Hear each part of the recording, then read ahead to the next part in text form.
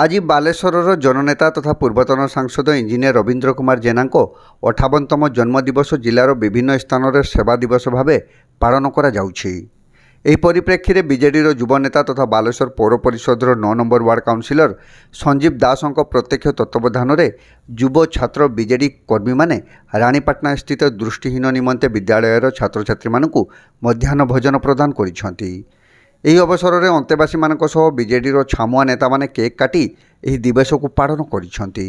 ଶ୍ରୀ ଜେନାଙ୍କର ଦୀର୍ଘାୟୁ ନିରାମୟ ଏବଂ ସୁସ୍ଥ ଜୀବନ କାମନା କରାଯାଇଥିଲା। ଆଗାମୀ ଦିନରେ ଇଞ୍ଜିନିୟର ଶ୍ରୀ ଜେନା ବାଲେଶ୍ୱରର ଉନ୍ନତି ପାଇଁ ଦେଖିଥିବା ସ୍ୱପ୍ନକୁ ପୂରଣ ଏବଂ ଜିଲ୍ଲାର ଉନ୍ନତି ଲାଗି ସାରଥୀ ସାଜିବେ ବୋଲି କର୍ମୀମାନେ ଆଶା ପ୍ରକାଶ କରିଛନ୍ତି।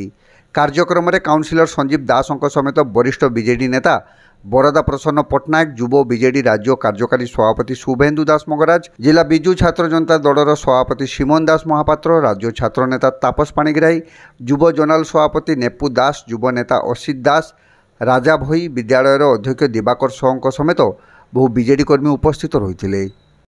प्रथम आज ये मुकबधिर स्कूल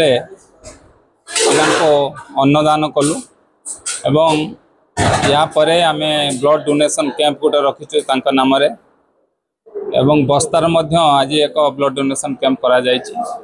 तेणु आरके जेना को केते बालेश्वरवासी भल पाती ता आपण आजिका ये व्यवस्था भितर आपण माने जानी पारुथिबे।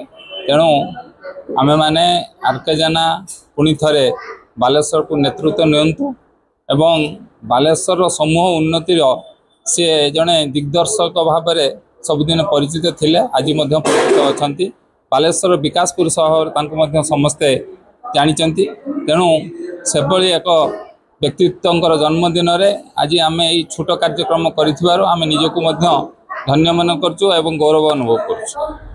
आम आज आमर प्रिय बालेश्वर नेता श्रीयुक्त रवींद्र जेना जन्मदिन अवसर में आम आज आमर ये दृष्टिहीन विद्यालय सहित आम जन्मदिन पालन कलु आ शुभेच्छा दौचु सार को आर निरामय जीवन एवं आहरी आम बालेश्वरवासी जो आशा आकांक्षा अच्छी जो डेवलपमेंट करेंगे हो आतिक वार्ता दूसरी आम पिला सहित सेलिब्रेशन